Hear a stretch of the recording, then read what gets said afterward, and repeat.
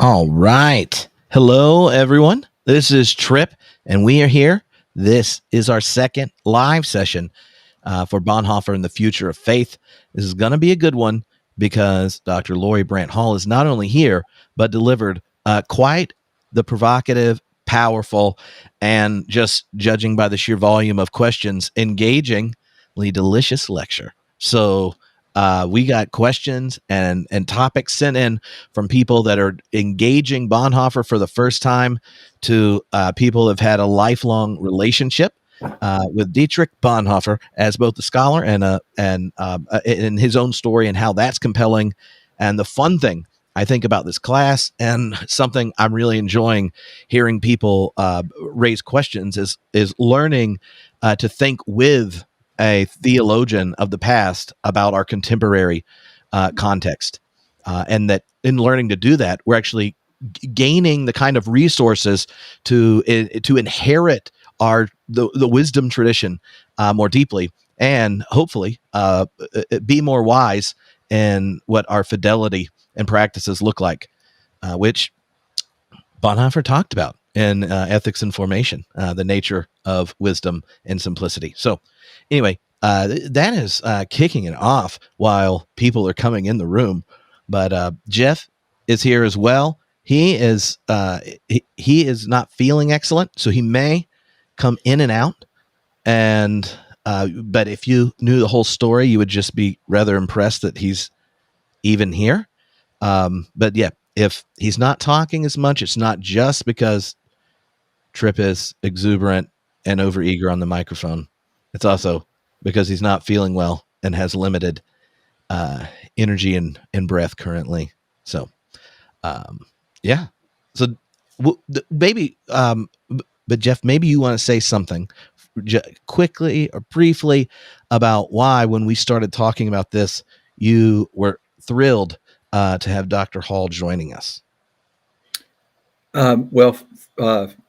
Lori Hale is one of the premier Bart scholars in the world. We first met, and Lori, help me if I don't remember this. Didn't we really first meet in Berlin? We actually met 2 years before that. So we became friends in Berlin in 2000. So got to know one another a little bit better at the International Bonhoeffer Conference, and she was part of the steering committee, chair of the steering committee. Didn't you serve as chair of the steering committee for the Bonhoeffer group? So I was, yeah. So the American Academy of Religion meets annually, and there's a Bonhoeffer unit called Bonhoeffer Theology and Social Analysis. And actually, you're the one who invited me to that committee a long time ago. And then for about 20 years, I served off and on as either the chair, the co-chair, or a member of that committee. So, right now, you're serving as vice president of the International Bonhoeffer Society English Language. That's correct. Yeah. I've been in that role for a number of years. And before that, I was the secretary. So I've been on the board for also about 20 years. So Lori Hale is a pioneer in many ways. One of the things she's working at, I think deepest now, is Bonhoeffer and Interfaith Relations, and has a wealth of knowledge maybe today that she can share. But one of the things that we do when we invite on our guest is to ask them how they became involved. What was it about Bonhoeffer that in that theological journey first grabbed your attention? Mm-hmm. So I've heard stories told that Bonhoeffer scholars are either quick to Bonhoeffer or slow to Bonhoeffer, and I'm in the slow to Bonhoeffer category. So I was an undergraduate religion and history double major, and I was introduced to Bonhoeffer briefly, probably my sophomore year in a 20th century survey of theology course. And then my senior year, actually, Charles Marsh, who is one of the current biographers of Bonhoeffer, came as a visiting professor to my institution and offered a seminar on Bonhoeffer. But I had to audit it. I had too many requirements left. So I just sat in, did some of the reading. I was interested. I thought it was interesting, but I wasn't hooked. I went to do my master's degree at the University of Chicago Divinity School. And there was a Bonhoeffer seminar being offered by none other than Robin Lovin, another longtime Bonhoeffer scholar and member of the editorial. Wonderful. Yeah, wonderful human being. I feel like I'm name dropping. He was the course was actually being TA'd by Mark Brocker, who also has been a longtime member of the board of directors and the editorial staff of the Bonhoeffer work. I took that class again. I thought it was really interesting. I read some of the ethics, but I had been working on ideas of religious community as an undergrad and continuing at Chicago. I left Chicago. In fact, it was kind of a stopover on my way to the University of Virginia to do my PhD. And as I continued to do my coursework and think about my dissertation, I wanted to write on community. And but I'd been looking at Schleiermacher and Kant and some other folks, and Jeff and I have a Schleiermacher connection too. And everyone kept saying, well, if you're going to write on community, you have to read, you have to think, you have to write about Bonhoeffer. I was like, I've read some Bonhoeffer, and so the advice was, well, the advice or the question was, have you read his dissertation, which I had not. Mm. But I had one of those reactions. Have you ever had that experience where someone recommends a movie so enthusiastically that you don't want to go? Yes. Yeah, that feeling. I had that kind of reaction. So finally I was like, fine, I'll read the dissertation. I'll get it over with so I can go back to what I want to do. And that was the turning point. I read Sanctorum Communio, and everything kind of clicked into place, including some really big questions about the other. Who do we think about when we think about the other? And so I ended up writing my dissertation on Bonhoeffer and have never looked back. So as you heard from my 20-year stint in the society and whatnot. So did you do that under Charlie? So that's another interesting story. I went there to work with Robert Charlemagne, who if you're really a theology nerd, you might know that name. So I did all my coursework. So Charles Marsh was not at UVA. He had done his PhD also with Charlemagne, but he was teaching at Loyola in Baltimore. And so I went there to work with Robert Charlemagne. I did my coursework, my exams, and my dissertation proposal with Charlemagne. Charles was one of my outside readers. In the meantime, a bunch of life stuff happened both for me and for Dr. Charlemagne. And so he was not able to finish. Meantime, I went out of residence. This is a long story. Charles came and opened the sort of established the Project for Lived Theology at UVA, and became my advisor. So yes, he was my advisor. No, I did no coursework other than that undergraduate seminar with him, and he didn't read my dissertation until it was done. So it was with the tail end. Yeah. That's the long story. So well, you mentioned having this questions around the nature of community and such. How did your kind of intellectual interest in investigating that connect with or was informed by your own relationship with religious communities that generate the theological kind of space of reflection?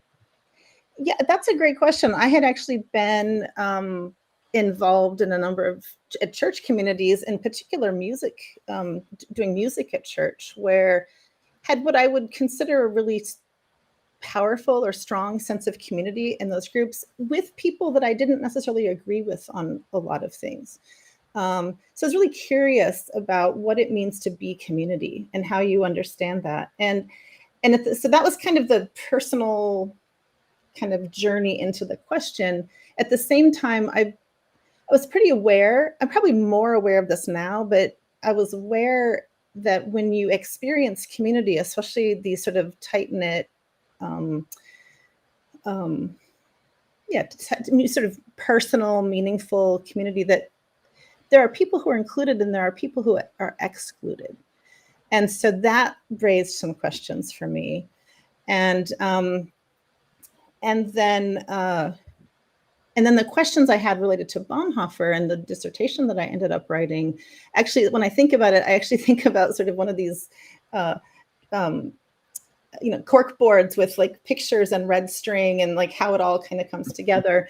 Because I had these questions about community. I was reading, in the dissertation, Bonhoeffer talks about that when you encounter an other, that other places an ethical demand on you to respond. That's early. That's right in that dissertation. So I was reading that. I was also thinking about his life, the fact that he had very intimate friends, people he was really close to. There were sort of other, just general others or stranger others. And then there were, as you get into his context, then you have people that you could arguably call enemies, right? That were sort of enemy others. So I was interested in what demarks the difference between those people and then there's this interesting, and I actually haven't looked, I don't have the reference at the tip of my fingers, but when he was in Bavaria in 1940 at the monastery working on ethics. So he was at et al. He was there for a few months. The monks there had read Discipleship, which he had written while he was directing the seminary at Finkenwalde. He wrote a letter to, I think probably one of his brothers, saying that he felt like he had failed to live up to the Benedictine, this was a Benedictine monastery, he had failed to live up to the Benedictine mandate to greet each stranger as Christ. And I was like, how does somebody who ultimately gives his life for others ostensibly feel like he has failed to meet that mandate? And so all of these questions were kind of swirling around for me, and this is what I ended up thinking about. There was a... Sorry. Go ahead. That's very interesting, because it's not as if Benedictine monks don't also have their own political ideas. So I don't know if anybody's done any work on, did he have a hard time greeting the other fellow sojourners because their theology or their political stance was pro-Hitler? Oh, sure, because the Catholics had signed the Concordat, right? And we're kind of. I haven't. I'm sorry. That just popped into my head. And so say a bit about you said signing the Concordat. If you are new to Bonhoeffer, and then the way the different religious communities are responding to the rise of this kind of perverse form of nationalism in Germany, what were you referring to, and kind of how did that dynamic play out when you're looking at that historical moment and asking the question of community? Oh yeah, that's a red line. That's a red string. I haven't maybe made that entire connection, but in terms of so when Hitler took office in January of 1933, several things kind of happened that spring. So one of the things, and I'm going to say, so for those of you who are more conversant in this particular piece of the history, you can chime in. The Catholic Church and the National Socialists signed an agreement, a Concordat, that basically in lay terms said, we'll stay out of your way if you stay out of ours. That was the gist of that. So when we talk about the German church in Nazi Germany, we're typically talking about the Deutsche Kirche, the German Protestant church, which prior to this time was kind of regional land. They were regional churches, right? Landeskirche. And under the National Socialists, they brought those together into a Reich church led by a state church led by a Nazi sympathizer, Ludwig Müller. This was part of how Bonhoeffer starts to get involved in the not in the conspiracy resistance later of his life, but in the Emergency Pastors League. In the summer of 1933, they are concerned about this shift to this sort of marriage between the German Christians and the National Socialists. When you talk about those red strings going all over the corkboard, the image in my mind is the Claire Danes character in the Showtime series Homeland. So she's bringing it all together. Put it all together, yeah. Sorry. Well, I think in some ways, reading one of the things that's beautiful and powerful about reading Bonhoeffer, and one of the things that's frustrating about reading Bonhoeffer, is that his theology from the beginning of his life to the end of his life is so connected. There's a lot of continuity. And so whenever you're trying to take a look at one thing, you kind of have to take a look at all the things all the time. And I've had students, when I've had the opportunity to teach Bonhoeffer, actually I had a student, this was a long time ago, she started her final paper with, I am so frustrated. I don't know how to do just one thing in Bonhoeffer because it's all connected to everything else. So, in your lecture, and then even here thinking about Bonhoeffer, one of the, I think, challenges, and one of the places a number of people in the class were trying to negotiate, oh, how do I feel about this? Is this uncomfortable? Is Bonhoeffer's own wrestling with, right, what is the proper response? How should the church, and how can I, if I don't have a community responding, address the moment? And then in your essay or in your lecture, reflecting on the rise of Christian nationalism in America, and then thinking that through, and how do we kind of imagine a resistance to it and such. Drawing those connections is one task, but my favorite way the question got asked was Marjorie asked, what was your own journey to recognizing our current moment required both an ally in Bonhoeffer to address the rise of Christian nationalism in America, and that issue is something that demands kind of, front burner attention. Like, when was it you started asking the questions and then realized Bonhoeffer's a conversation partner for the present? Right. That's great. That's a great question. Let me just pause for a minute and think about my answer. Because there's multiple threads, there's multiple tracks, right? So on one hand, let me back up with a preface, and then I'll try to come back to this. So my preface is that one of the reasons that I have always been drawn to Bonhoeffer, or one of the things that keeps me coming back, right? I told you this long, slow story, but one of the things that keeps me coming back is the kinds of things he talks about in Letters and Papers from Prison, where he talks about this worldly Christianity, this worldly faith, and that faith is something whole, right? Religion is always something partial, faith is something whole, and that it's messy, right? So there's that. This is actually one of the things in my readings from Letters and Papers from Prison. I put in that July 21st letter from 1944, where he says, we have to live in life, in the midst of life, and its complexities and problems and sorrows and joys. So for me, I love the kind of, I hate to use the word collapse, but the collapse between the sacred and the profane in Bonhoeffer, right? That we talks about this world, this reality, one reality.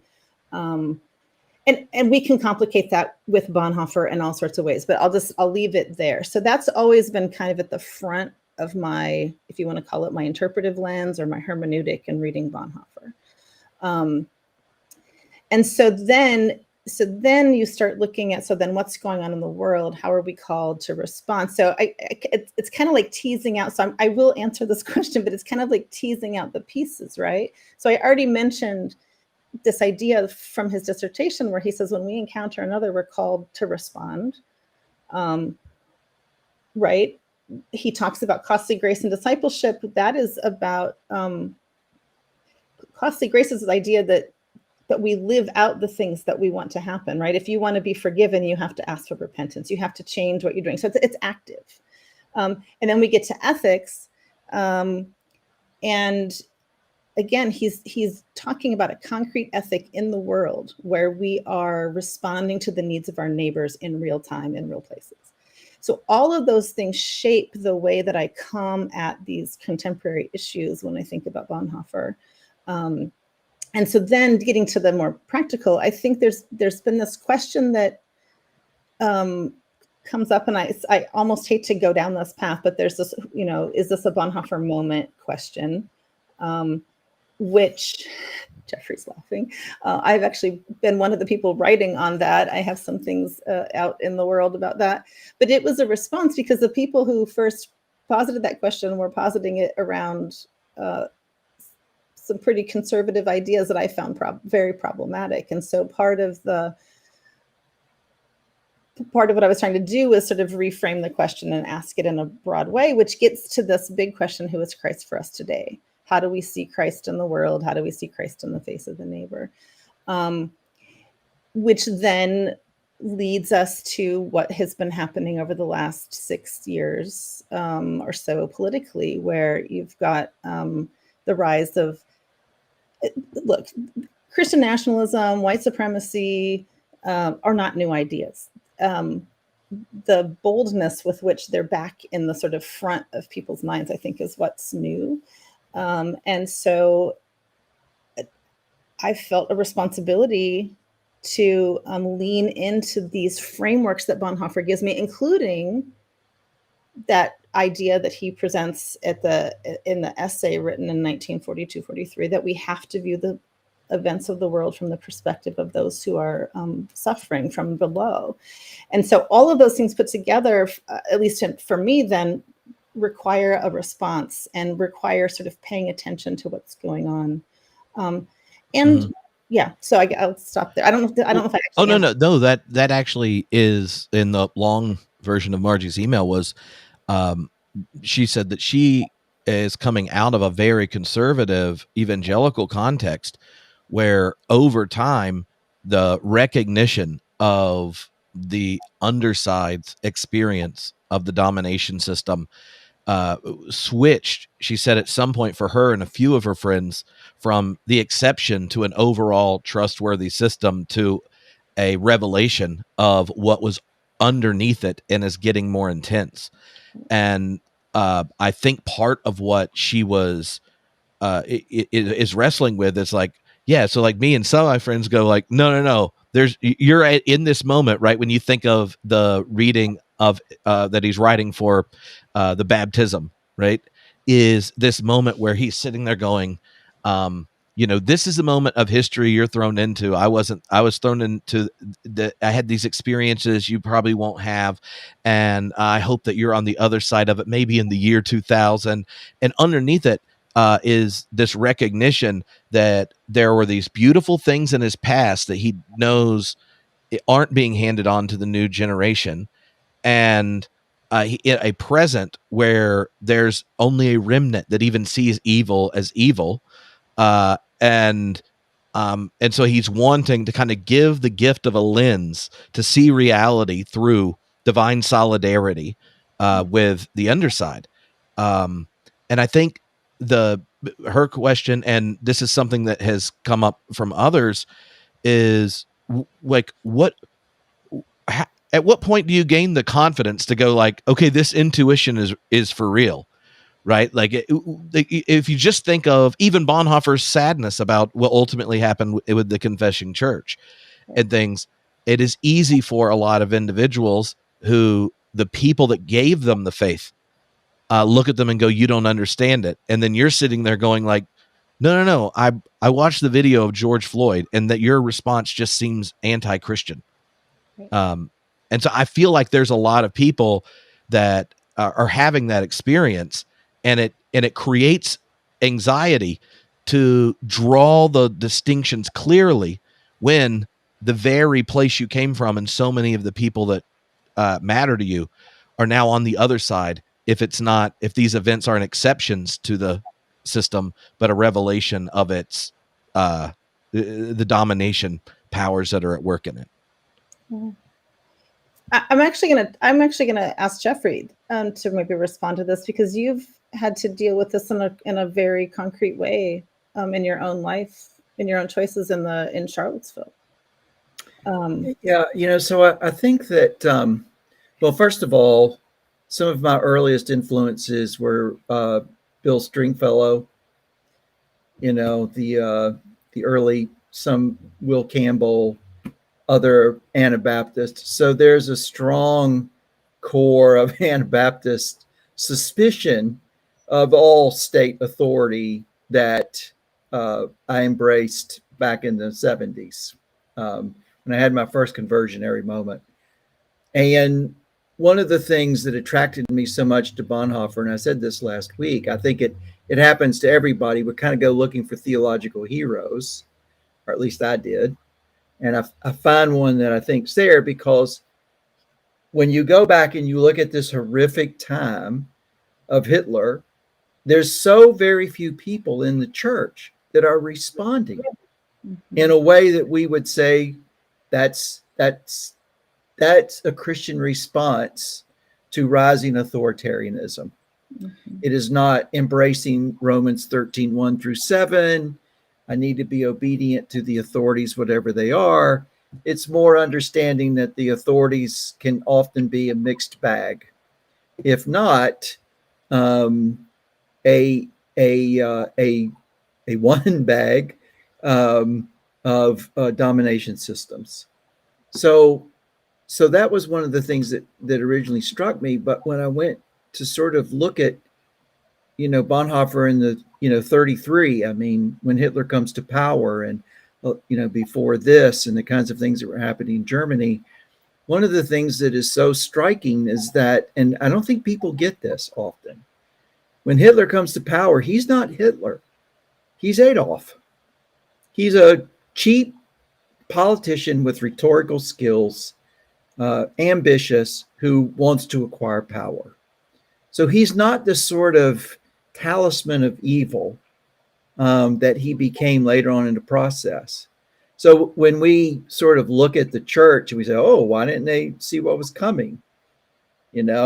He's not that figure back in 1933, which makes Bonhoeffer all the more remarkable because he does that Fuller principle radio address like 2 days after Hitler comes to power. He's out there when Hitler's nothing other than a politician, like, I don't know, say, okay, so yeah, Donald Trump. And he recognizes out of the gate that this person personifies an approach to the other that is basically antichrist. That there is no space for the other. There's no space for the immigrant. There's no space for the poor. There's no space for the disenfranchised. There's no space for, ethnic minorities.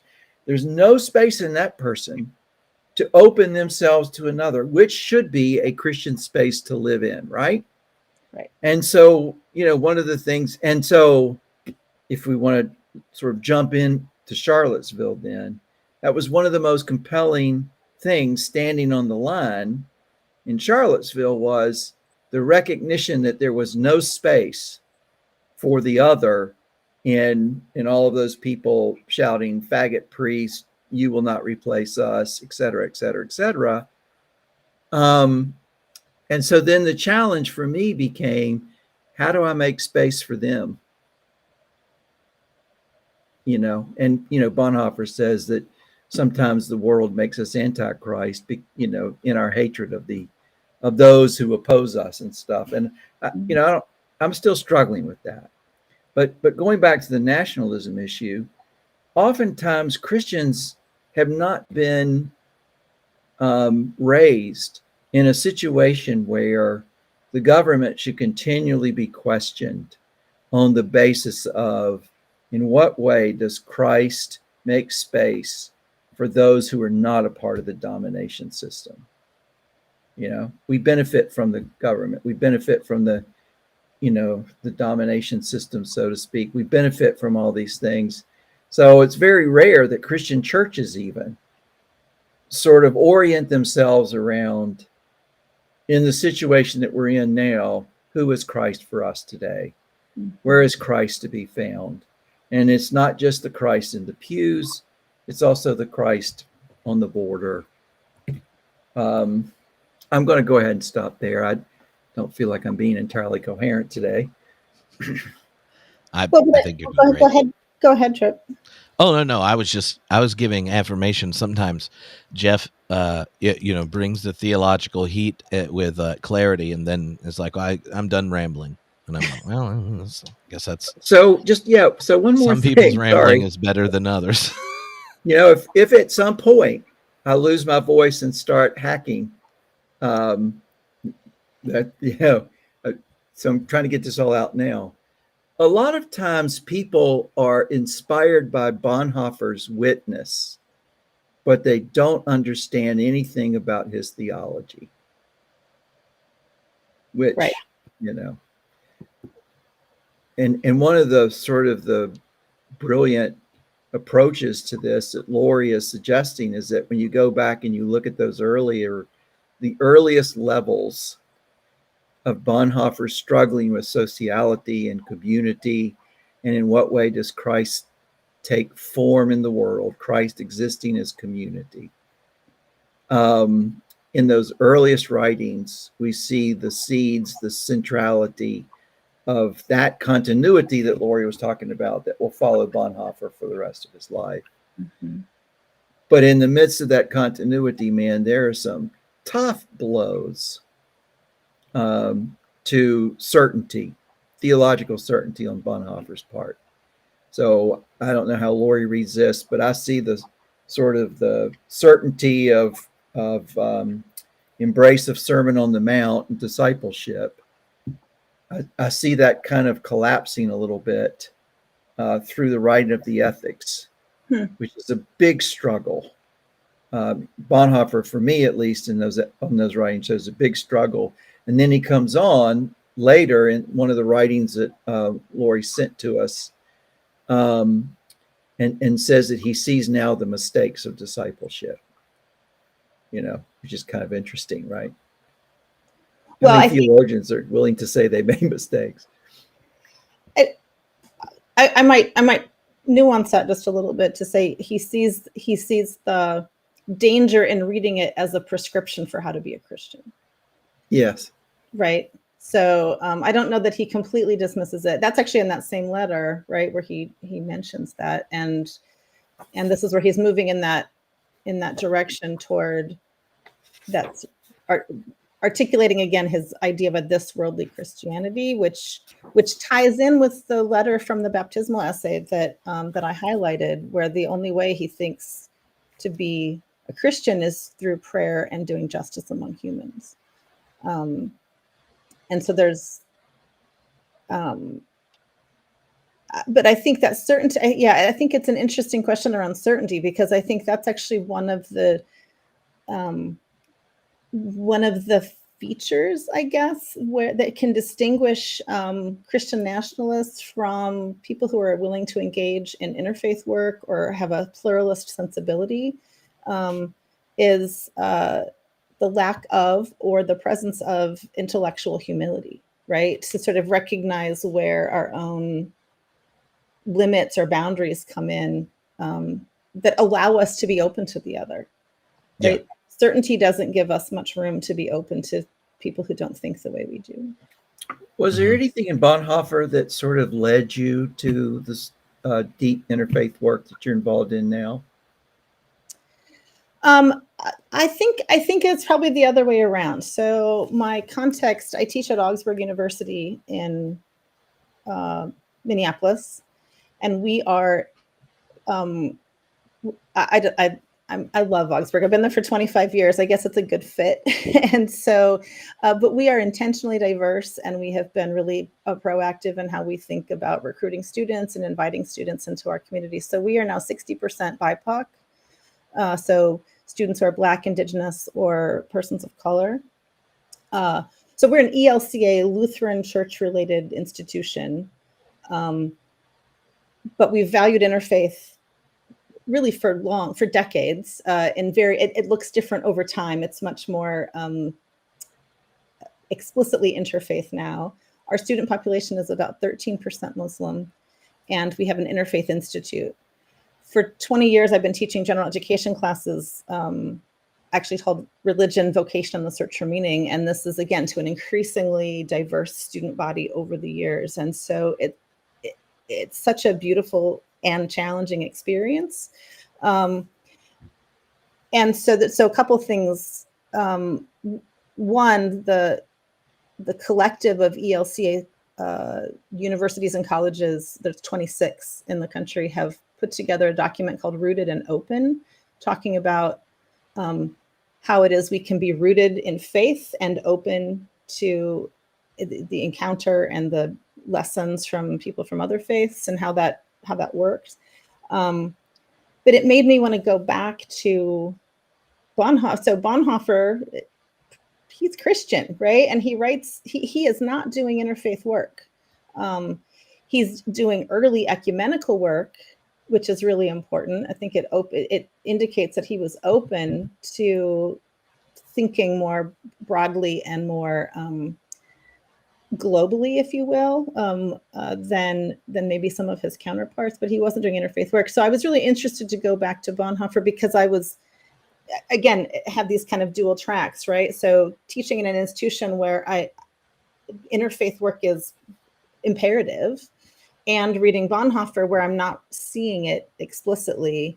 And so then going back to look for, it's like, I'm not trying to make Bonhoeffer say something he doesn't say, but this goes back to how you open, Tripp, that we're sort of thinking alongside these thinkers. And so I think alongside Bonhoeffer, what did he say that would allow me to do my own constructive thinking about interfaith work, but also see maybe some pieces of where he was leaving some breadcrumbs of future work. And again, I'm not trying to speculate where he would have landed. But he does, and I this was in the presentation, right? So I mean, I think there's some things he does in ethics and some things he does in his fiction and letters and papers from prison that really compel us to pay attention to how we are engaging with other people, regardless of whether we agree with them or not theologically. Yeah. Would have been interesting to see it. You know, I sometimes think about the sort of fantasy world, you know, when he wants to go see Gandhi, right? And it would have been interesting if he'd have been able to make that visit. Right. You wonder, you know, if his radicality would have moved in that direction. Right. Well, so I think there are anecdotes and personal life choices along the way that we can grab onto to talk about how Bonhoeffer might help us engage in interfaith work. That's an example. He wanted to go study with nonviolent resistance with Gandhi. He was sort of a pioneer in the ecumenical movement. He was just curious about people. And this openness to the other, right? I mean, that is it's a broad category. So I mean, there's those pieces, but I do think we can go in more systematically. And this is what I've tried to do in the chapter that I published in the political theology text on interfaith, where we can make a more systematic account of how we can get there ourselves. So there was two different places in the reading where, because I had already watched your lecture and then are rereading these things, I saw connections between what Bonhoeffer's doing and your kind of picking him up as a kind of constructive conversation partner, as resisting Christian nationalism by being a distinctively Christian and engaging in multi-religious conversations, and the two different passages where it popped up was how I read again that the quote that you even put up at the beginning about moving from words and institutions essentially to prayer and action, and thinking about his dissertation and the way he even engages Kant. Not that you need to know that to get the observation, but like words and institutions are human constructions of something particular that you either engage it in many ways by being absorbed into it, right? Like learning to speak the creed, and you get his angstiness about creeds and denominations showing up in the reading, and when what you're faithful to is a particular expression of words or a particular institution, fidelity is completely different than when your faith is centered on prayer and action. Prayer is in many ways is engagement with the divine other, the transcendent. And what does Bonhoeffer do throughout the reading is turn the transcendent to the other. Right. You even see that in Paul, where he's quoting Jesus, but cuts off "love the Lord your God," it just goes with straight love your neighbor. What's the greatest commandment? Love your neighbor. It's not because he didn't know it. It's just because this is what it looks like.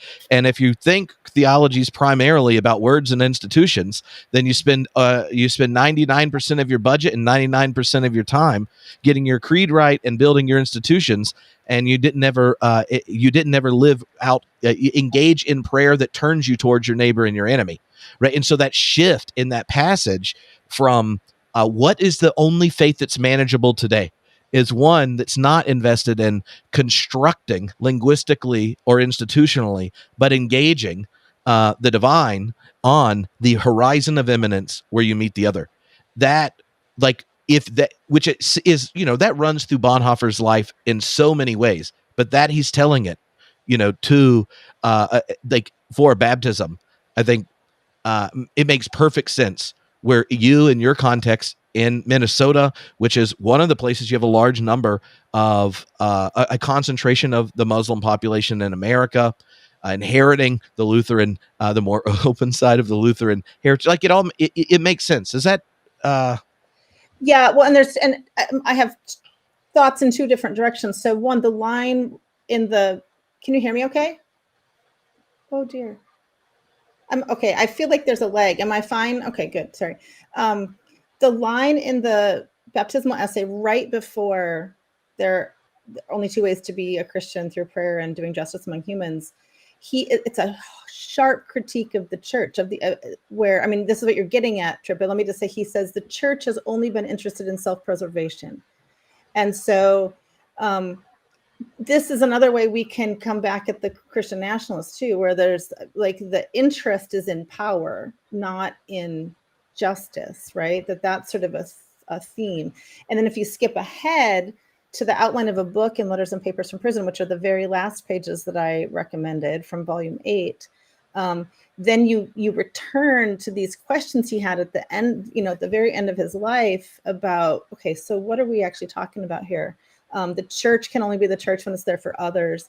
And he talks about the transcendent being in the neighbor, right? So, and so back to your earlier point, Jeff, I mean, he's wrestling, right? He's wrestling with these ideas and what it looks like. And when he's been so disappointed by the church, by the confessing church, religion, he thinks that, religion, part of the way he critiques the church is he critiques religion. I mean, religion is a construct. And so he's doing something different when he's talking about, again, faith and Christianity and Christology, right? It's in this midst of things. Which comes out most powerfully in the outline for a book, right? Mm-hmm. When he says, okay, the church should sell all it has, and I mean, there's a lot of deconstruction going on there in that little outline for a book. Sometimes I've thought to myself, I would love to try to write that book, right? Yeah, I've had this.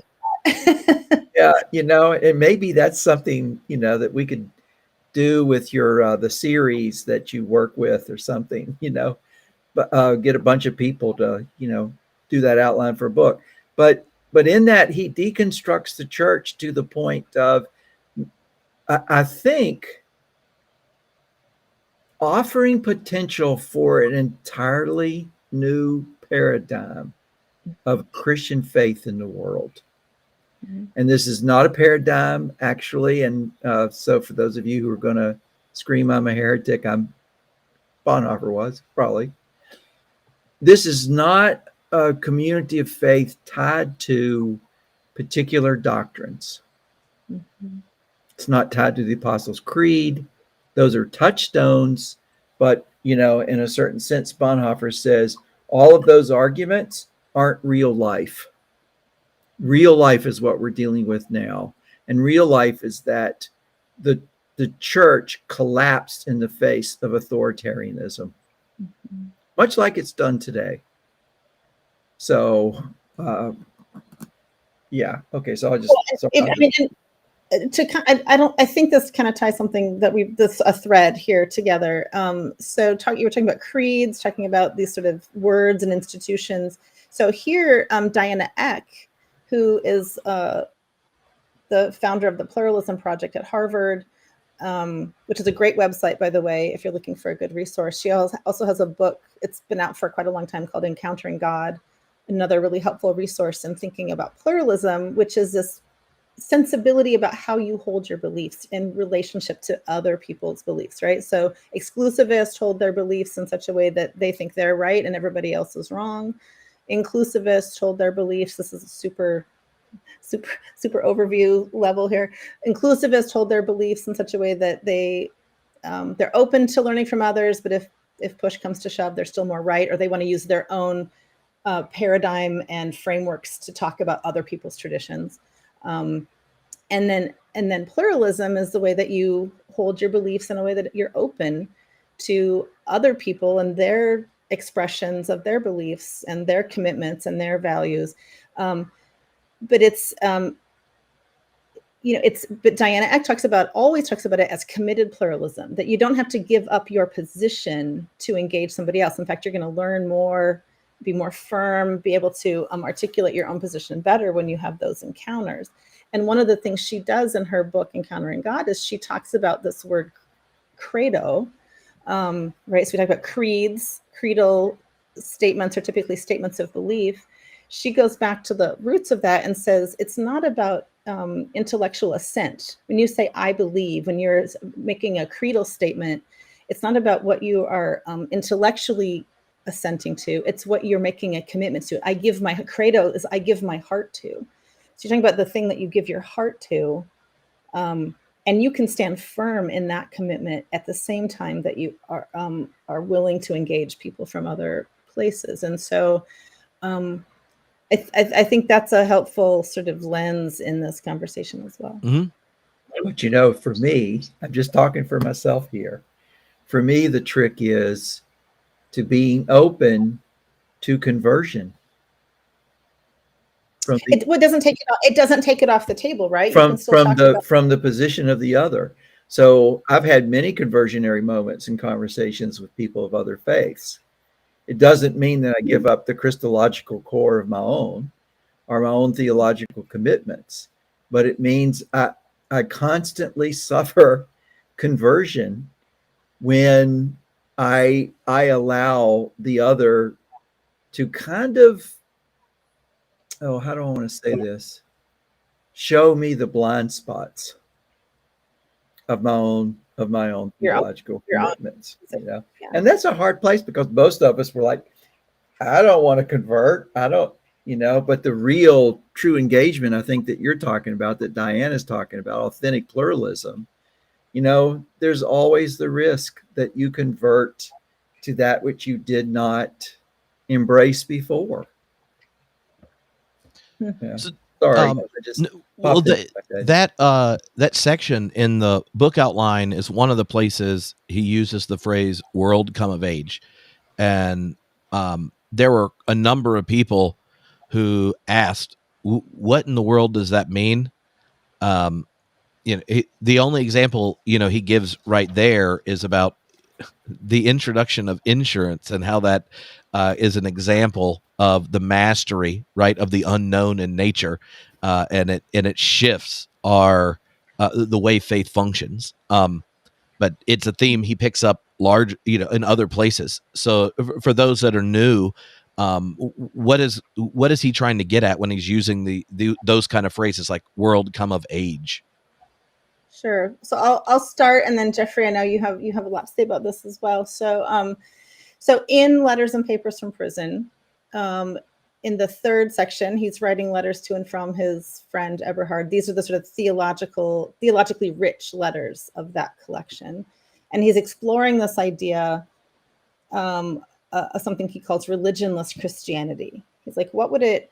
If religion is a garment that we put on over time and that changes over time, what if we strip it down? He's kind of trying to get at the kernel. What's the core, the kernel of our faith, of Christianity? What does that look like?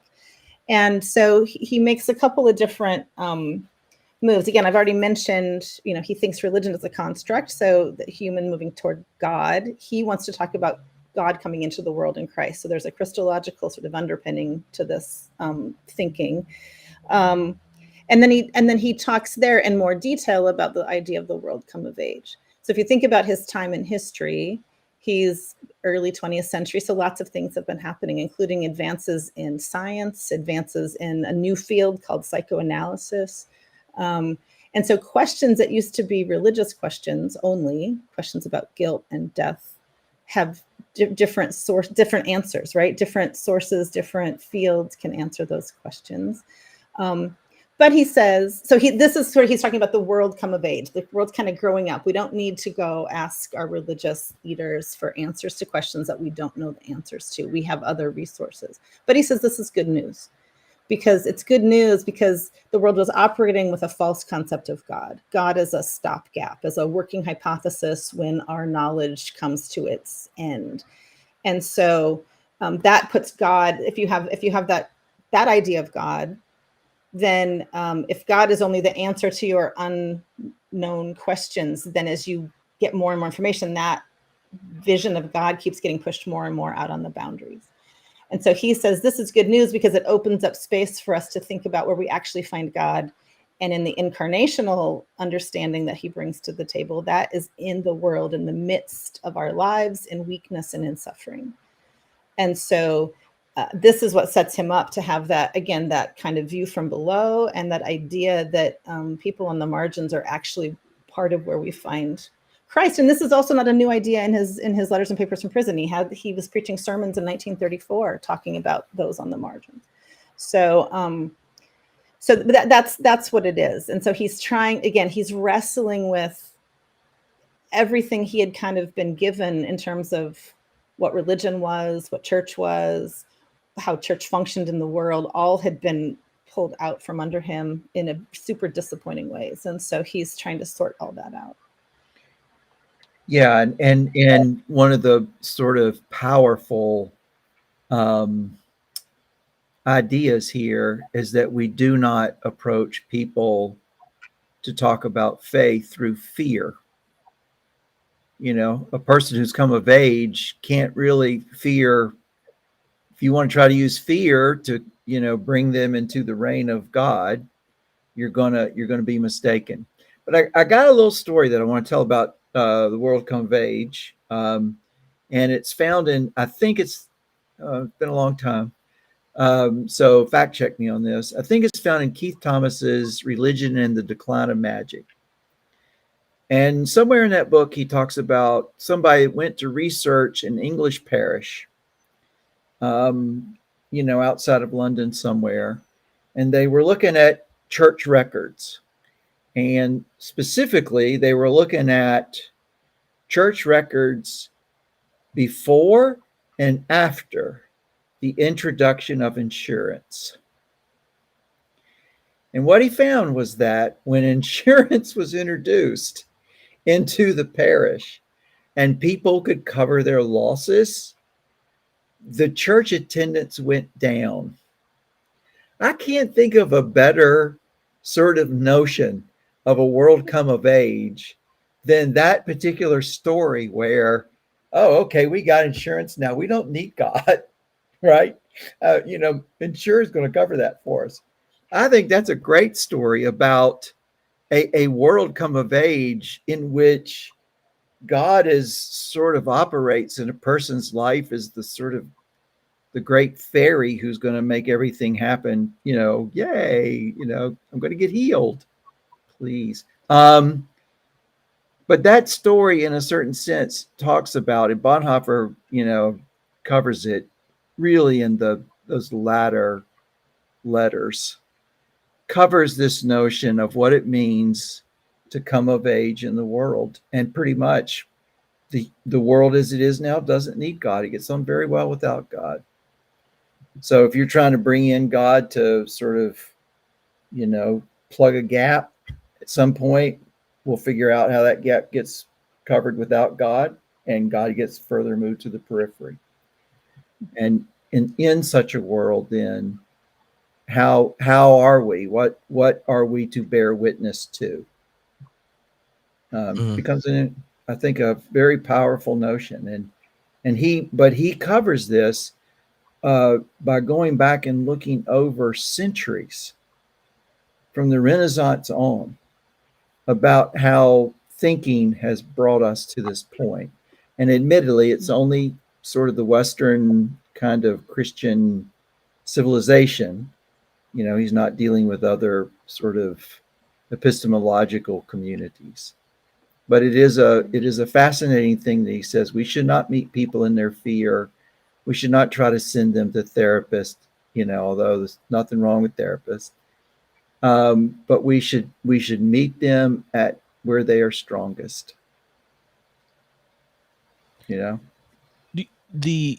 one of the things that example I think raises, and I know Wesley Wildman and Laron Schultz run the Religious Modeling Project, and that's a rather consistent feature. Is that Ann Tillich brings it up in the introduction of Insurance, and makes a similar observation as Bonhoeffer, it going like, once we think we have mastery over nature and things, like once we can delude ourselves that we have conquered the threat of non-being, then you know what happens? We delude ourselves, and then we don't even know how to be human, right? And so both the way Tillich and then in this passage Bonhoeffer, where you used to think church or religion, the assumption is you are religious. Now we're going to help you learn how to be the right kind of religion, probably by telling you the right beliefs and words and to join the right institutions and these kinds of things. And Bonhoeffer's like, no one cares. Like you want to know who argues about theories of the Eucharist? People that have never been in another kind of church and think it's really essential. And there are dwindling. There's more dinosaurs than there are of them, you know. And so there's this sense that if you presume that human beings are naturally religious, that they live, that their human life is in permanent fissure until they get the right words or the right institutional home, then you misunderstand the very gospel. Bonhoeffer, in some ways, is going like, finally, we can have genuine faith because we don't have to run around using God to justify how the world works, to justify how the state works, to be the big signifier that holds everything in place. Because if that's what God's job, then God's like also kind of supporting some crazy stuff and some evil stuff and all this other kinds of things. If God is not necessary, then faith could be genuine. And if you think the problem the church faces is that we need to make sure everyone gets more religious, or that the institution survives, or all these other kinds of things that almost every denomination loses their biscuits worrying about, then I think what you've done is you've made Jesus no longer visible in the church, right? It goes, the church is so obsessed with itself, Jesus is no longer in view. The thing I love about these passages is he's writing them from prison. So he's not worried about getting an invite to speak at the ELCA's synod 2 years from now, where they fly him over to the States and he can see his friends from when he was at Union, and hopefully get an invite to do a lecture series when it's really cold in Berlin, so he can go, all those kinds of things. He's in prison, so he's like, can I just be honest? I think faith might work better if we don't think religion's obligatory and necessary. Grace might even feel is more than necessary, and that's really cool. And anyway, so I find that to be that outline of a book is thrilling, and I would love to figure out a way to have as many of y'all as possible that have spent time with Bonhoeffer write different versions, because that sounds exciting. That's a great idea. I like that idea a lot. Plus, he said it's an essay. It's not even going to be more than 100 pages, so right. It's not like you don't even get that much space. Just an afternoon, right? Just sit down and oh, sorry. Big font, double spaced. There was a couple questions that were about the in the ethics as formation, connected to how God's described in a lot of other places, and how it sounds right in letters and papers. And let's see, Elizabeth put it rather directly, so I'm going to use her version, but there are others that ask something like this. How do you read / interpret Bonhoeffer's early work, which seems to envision God as a being more traditional sounding. I'm not being very successful at shaking off the whole gestalt of my upbringing in conservative Calvinism. When Bonhoeffer writes the word God, what do you translate that into? Or maybe you just skip over these issues and look at the dynamics of what he's doing. Right. So in that outline for the book is the place he kind of talks about it directly. But if in your time introducing Bonhoeffer, when people are coming out of religious traditions where the concept of God is so different than the one Bonhoeffer is describing here, but also is just behind the philosophically infused German tradition that he's a part of. Like, how can you help Elizabeth and others going like, so exactly what is going on when Bonhoeffer says God? Well, for me, yeah, thanks, Elizabeth, for that question. I think it's a tricky one, and am I talking over you, Tripp? I'm so sorry. There's some weird delay happening on my screen, so I looks like Tripp was still talking. Yeah, it's a great question. It's a hard question, and it's actually I'm going to do that horrible thing where it's like you have to stay tuned because actually this is something I'm working on. So the where he lands, I mean, Jeffrey's not wrong to say that there's a lot of opportunity here with the outline of the book because it raises all these really, oh my gosh, my computer. Okay, my computer screen just went to sleep. We can hear you fine. Everything's fine on our end. I apologize. I guess I should jostle it around a little bit more. So,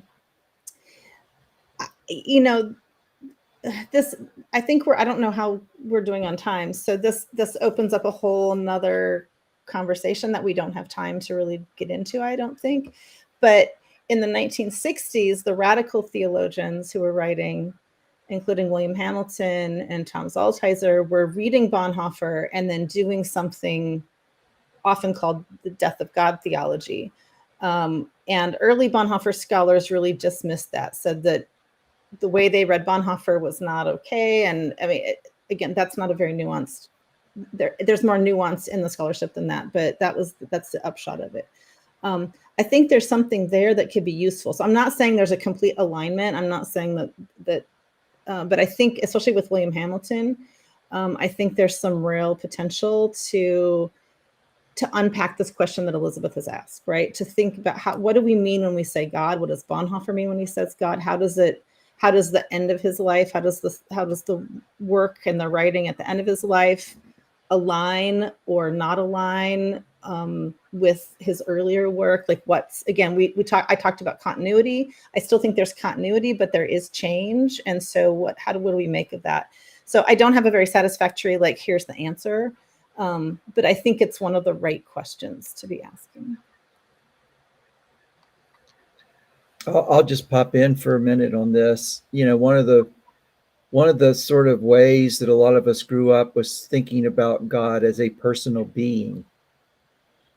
And, you know, of course, Tillich has his great critiques of that.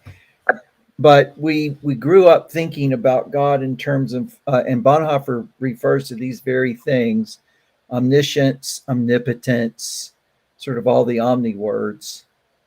And what Bonhoeffer does a really good job of, not just in the outline of a book, but in previous theological letters, he pretty much says, look, all those categories that we use are not an accurate reflection of the reality of the thing itself. Now, maybe we can never get to the thing itself. You know, if we think about him as a Lutheran theologian, then the sort of the dipolarity of Luther's the hidden God and the revealed God, Deus absconditus, Deus revelatus, there's always going to be that aspect of divine life that is hidden from us. But I think, just me, where Bonhoeffer kind of ends up coming out is, I can't define God on the basis of abstract philosophical terms. And Tom Ord is doing a lot of work in this right now. I can't think of God in those abstract philosophical terms. Once again, I have to think of God as the neighbor who is right in front of me. Mhm. That may be the only place I have the presence of the divine. Yeah. Which Yeah. does align, which does then circle back to his early work where he was exploring this idea of Christ existing as community in his dissertation, that's where the presence of God is found, is in community with one another. Do you think there's that in that passage, in one of the passages in the Ethics as Formation, you get this reflection where he's trying to talk about how, if you're asking ethical questions, do we need to have a giant ethical theory? And he kind of goes through how all these different versions of ethical theories end up being problematic if you're just trying to figure out how to live a good life in reality. And it gets to this place where I see how he uses the word God, connecting with what was happening in Letters and Papers. But, y'all are the Bonhoeffer scholars, so you can tell Tripp if he's projecting on Bonhoeffer, who he loves, the answer he wishes he gave. This is what happened last time. Jeff and I spent a month and a half reading Bonhoeffer together. But he says, and if you have the reader's edition, it's page 30, no one can look at God and at the reality of the world with an undivided gaze as long as God and the world are torn apart. And he thinks part of the problem of religion is if you have a monopoly, right, on God, then you are directing everyone's gaze, and it's directed away from the world. And so what is the genius of the Word of God, the Christ event, is how can you look at the world and God at the same time? He says it lies in Jesus Christ, the reconciler of the world. It's only in looking at the divine and the world simultaneously in the cross dead, cross barren Christ that you can hold both at the same time. And it's that criticism of transcendence by recognizing the ultimate in the underside of material reality that, there it makes perfect sense, I think. And if you look at what probably inspired Elizabeth's question when he asked in the outline for a book, who's God, he says the transcendent is not the infinite, unattainable tasks, but the neighbor within reach of any given situation, God in human form, right? So it is this radical incarnation that it's God's critique of the transcendent deity of Magic Man with a stick that looks too much like Ariel's dad, but not underwater, right? That is going on. The incarnation, the cross event, becomes the place by which you can use the word God without like immediately floating into idolatry and idolatry, or ideology and idolatry. But I read her question and reread the passages you selected, Lori. So what do y'all think? Yeah,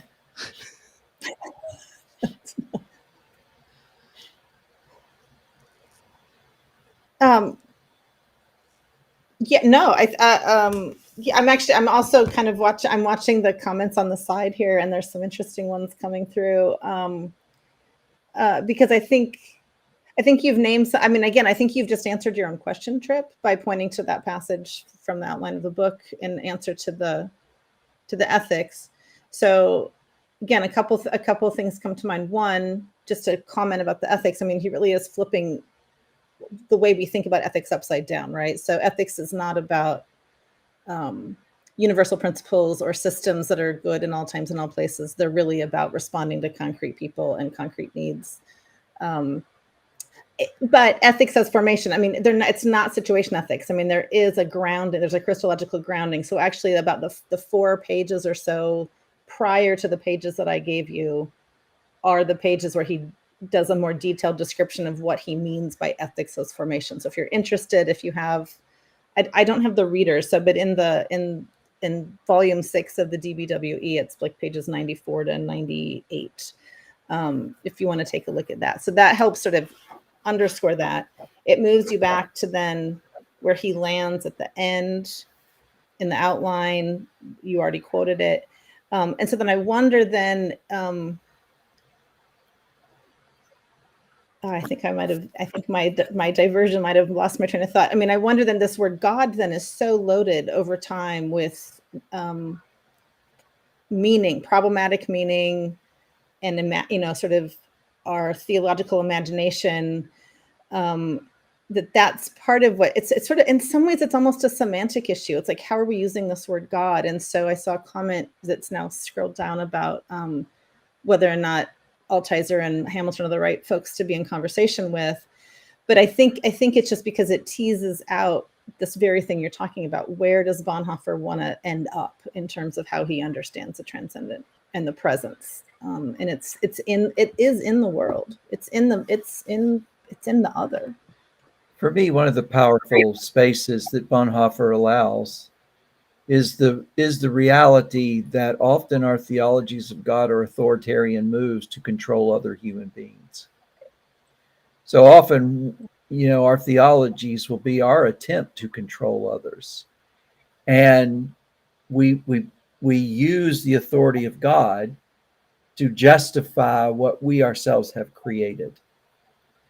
And I think this is one of the critiques that the sort of crisis theologians like Barth and Bonhoeffer and others, Goldgarten and others, I think this is one of the critiques that they were offering about religion, because they saw the way in which religion functioned to justify Kaiser Wilhelm's war policy. And the problem with all of that is that Christianity is a religion. I think they wanted to protect Christianity from that critique. I don't think you can protect Christianity from that critique. You have to bring the same critique to the theology of God that Christians have carried out for 2,000 years.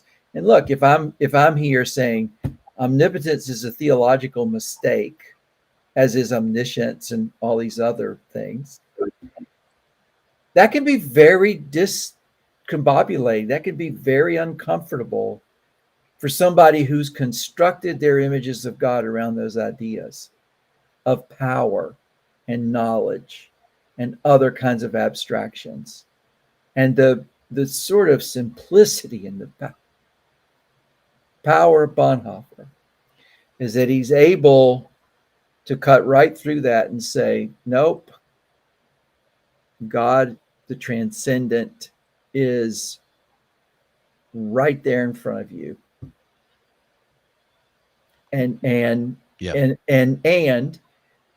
communities where there will be weakness, where there may be flaws, he talks about the powerlessness of God, and I think when I'm reading through Twitter and I see all these Theo bros, that's their worship of power is palpable. As one Twitter guy with the handle of Bonhoeffer's Child says, they're continually sucking on the mummified teat of Ludwig Müller for their policy lust. Well, yeah, I know, right, Lori?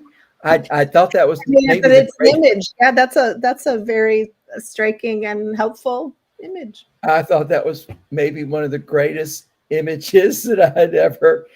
And I had responded. I said, I'm going to use that a lot, but I'll always try to give you credit for it. Mm-hmm. Those spaces and the struggles that so many people have, I think Bonhoeffer offers a path to say, you can let go of those things, and you're not letting go of the most important thing. The omniscience, the doctrines, the ideas, that's still not the most important thing. That's not the center. So there are two questions or topics that came up a bunch that we haven't touched on. So I'll just throw them out, and Laura, you can say whatever you want, and Jeff, you can join in if you want. But one of them that came up quite a few times was the way you explored kind of vicarious representative action. And my favorite version of the question was Anthony's. Anthony says, I don't know what Lori just did, but I've never heard the word vicarious, representative, and anything related to the cross that doesn't creep me out theologically.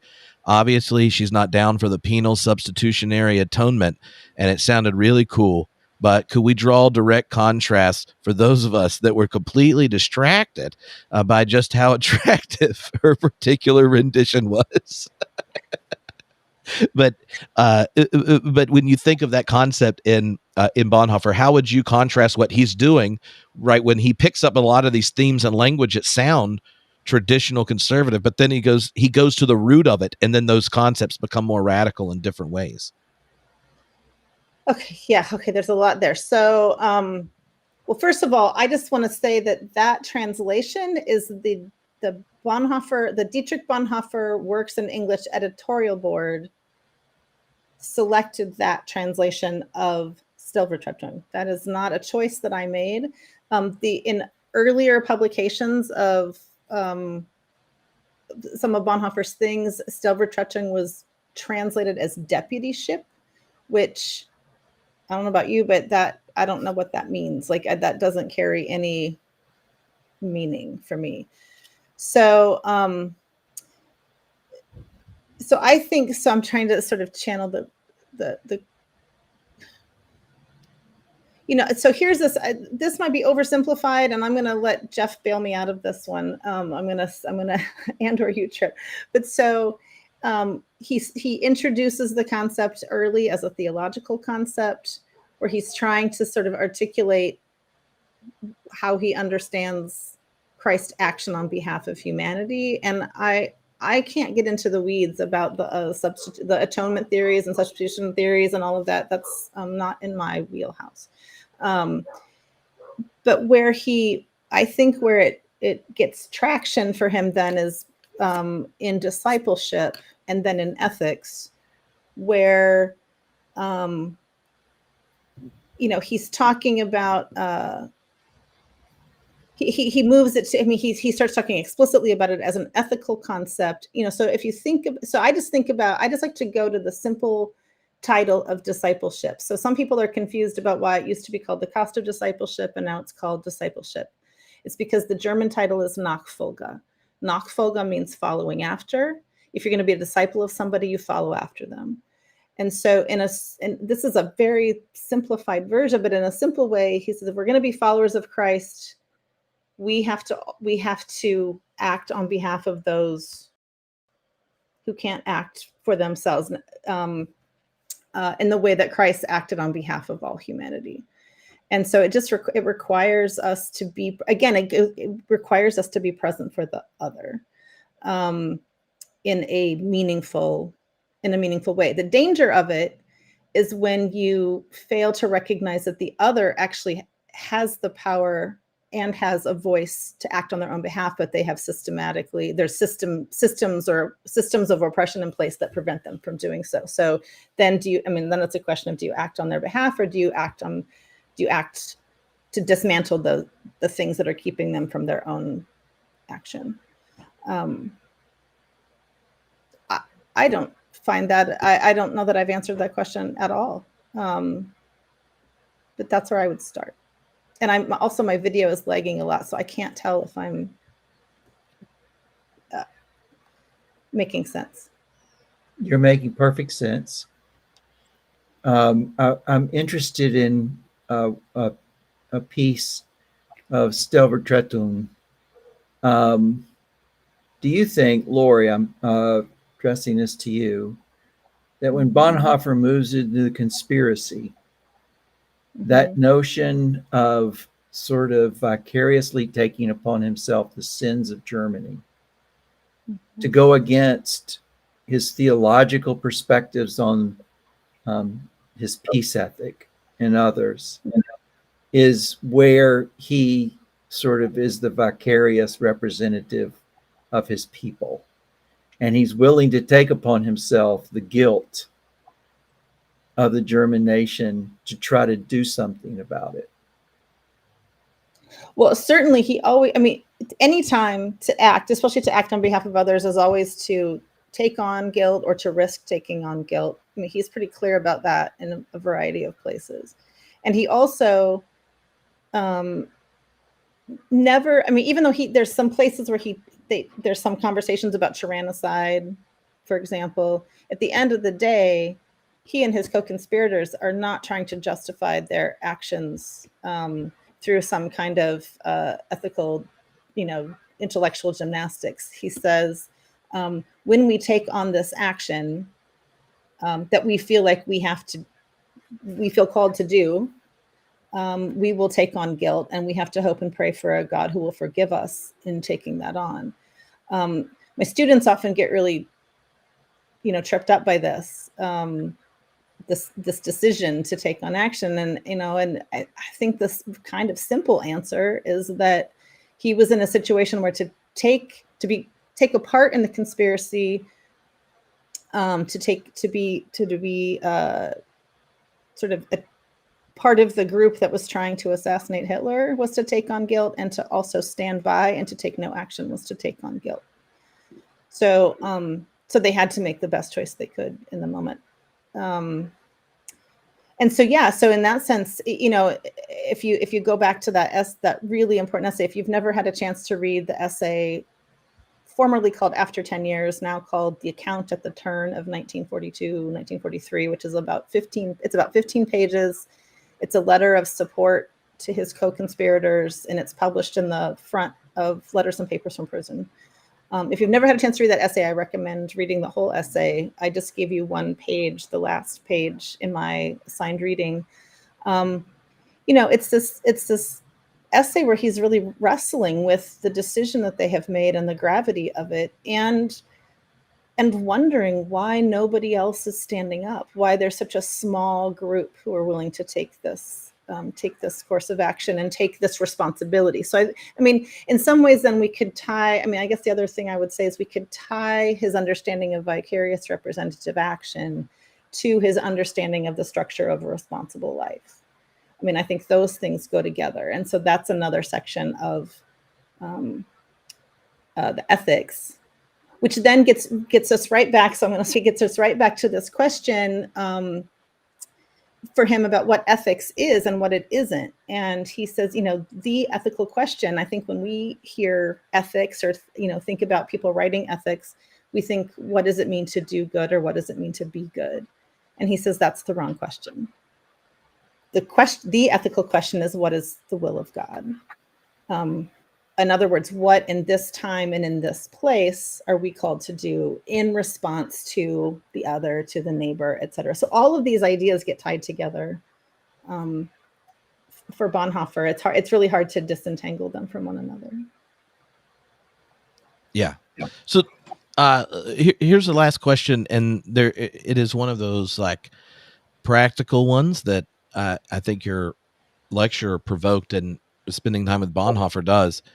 And there were a number of people who asked about what we can learn from Bonhoeffer's own process of discernment about his place in the church, where you can be, where you show up, and such in a turbulent time where there's large portions of the church who seem blind to the call in the moment.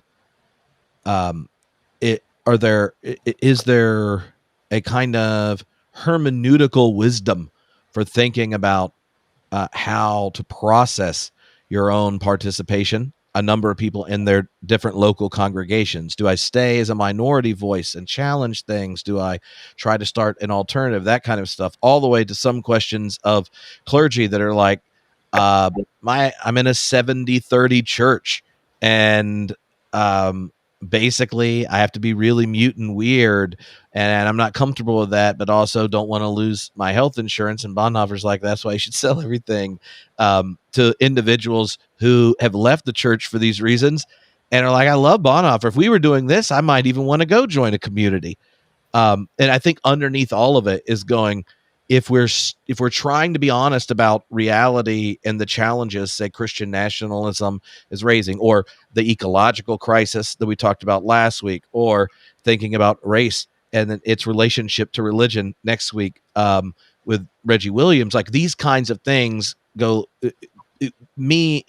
People experience that need for discernment, a kind of hermeneutic of the times. And I wonder, in your time with Bonhoeffer, if there's any wisdom to share for people that are being more disturbed maybe than blessed in wrestling with Bonhoeffer and y'all's lectures? This, I think you've asked, you and the folks who put this question in have asked the question. This is a really difficult, this question of discernment, what do you do, is a really difficult question. And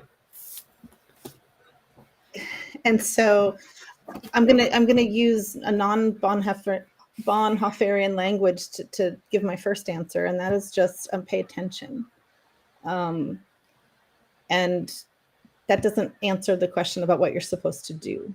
But I think the first step is just to pay attention to what's happening. So if you watched my lecture and saw the slideshow, the image that I put up of that student piece of art, where he drew Bonhoeffer's face with the shattered glasses. And he did that recognizing that, you know, Bonhoeffer was so profoundly shaken by the events of Kristallnacht, and which is called the Night of Breaking Glass, and it changed his view. I was so moved that piece. I mean, I just have to give so much credit to that student. And as I mentioned, there was a shift at that point for Bonhoeffer. He stopped talking about loving one's enemies. He stopped preaching and writing about it, and he started talking about responsible action. And so, you know, this is where I think I'm actually interested in the work one of my colleagues is doing with some project called the Riverside Innovation Hub. It's coming out of Augsburg and coming out of our Christian Sense of Vocation, where he is there with churches. They're calling place-based vocational discernment as communities. So trying to figure out how their church are embedded in communities, what the needs of the communities are, and how they can church to the community in a way that's so I think if we go back, sorry, I lost my video again.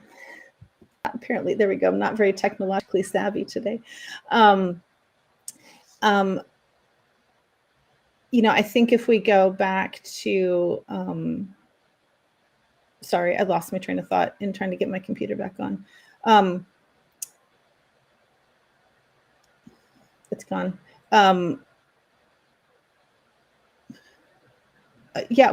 We need to pay attention. And so here it is. This question of the Bonhoeffer moment. For some people, this is a big thing. Like, what's that big thing? I mean, even in Bonhoeffer could say Kristallnacht was a big thing that changed his mind. We can look at big things. But in some ways, when we take seriously his call for the church to be the church for others, to respond to the other in need, then every moment is a Bonhoeffer moment. That also doesn't answer the question, what am I supposed to do? Because you can't respond to everything. Not everyone can respond to everything at every moment. And so, yes, he's inspiring and he's also frustrating. Maybe that's where that's a very unsatisfactory answer to that question. Well, I think that reading that you gave us out of the prologue, we have learned to see history from the underside. Thank you. I think that's one of the most profound gifts of discernment. Where are you going to stand and interpret the world around you? With whom will you stand to interpret the world around you? Yeah. Thank you for thank you for that, Jeff. You're right, and I think you're right about that. I also think one of the ways that I have talked about Bonhoeffer with people who are not Christian, who don't feel comfortable with some of that language, at least around being Christ for the other or seeing Christ in the other, is to ask the question, who is suffering? right? And that can be, if you ask the question, who is suffering, and you pay attention to the answer to that question, that also gives you a lens for responding. So thank you for bringing me back to my own thought about that. Oh, that I think that's important. And, my general thought in reading multiple people raising that kind of question in different contexts is that a lot of times it requires you to be not just disturbed, but disturbed in a community. And I think one of the things that you notice in Bonhoeffer's story is how many times he had questions that drove him to find communities to wrestle with it, to work it out, be it as a youth minister or as working in the ecumenical movement in Europe. It was finding community in the Black church in Harlem that changed his American experience, to starting an underground seminary, all these kinds of things, and then to get to the place where where you don't feel like there is a corporate body that is being faithful, is a very desperate place to be. And well, and I can tie this. So yeah, I can actually think about this. I can tie it back to where we started. So I mentioned earlier that I teach this general education class called Religion, Vocation, and the Search for Meaning. I won't tell you all the things we do in that class, but one of the things I do on the first day of class is to adjust the title. So that I call it Religion, Vocation, and the Search for Meaning and Justice. Because searching for meaning can be very personal and individual, and that's important. But searching for justice does have that communal component and is important. And so that brings us back to this call to be a Christian through prayer and doing justice among humans. And I think, again, I mentioned in the lecture, but I'll repeat it here, that the translation of that has changed over time. So earlier English translations of that phrase said, through prayer and righteous action. I really like the new translation doing justice among human, because it gets to those issues of equity and fairness that are part of the German word that's used there. And I think that that is another way to give us a lens about how we're, where we should take action and how we should pay attention to what's happening in front of us. Awesome. Well, thank you, Lori, for hanging out, and Jeff for, being rather sick and in pain and still having a nerdy good time with us. This has been it is a complete blast to meet a new Bonhoeffer scholar each week, and you are no disappointment. Thank you for giving such a powerful lecture, wonderful selections, and then following along all the different places our conversation went. It's been a real treat. Is there anywhere you would want to direct people to follow along where you are on the internet and that kind of thing? Sure. Yeah, I'm afraid my Twitter use is pretty spotty. I would like to, I'm on Facebook and Instagram if anybody really wants to, hang out, but I would really like to just direct everybody to the Bonhoeffer Society website, bonhoeffersociety.org. We're coming up on our first anniversary of this new website, and we have lots more planned. So there's a lot of content there now, but more to come. Awesome. Well, I'll make sure to link it on the class page as well. So there we go. I'm hoping for no pleurisy next week. Me too, Jeff. But thank you, Lori, and we will see you all next week. Monday, you'll get the lecture and such, and then we'll see you then. So, thank you, Lori. Thank you. Bye.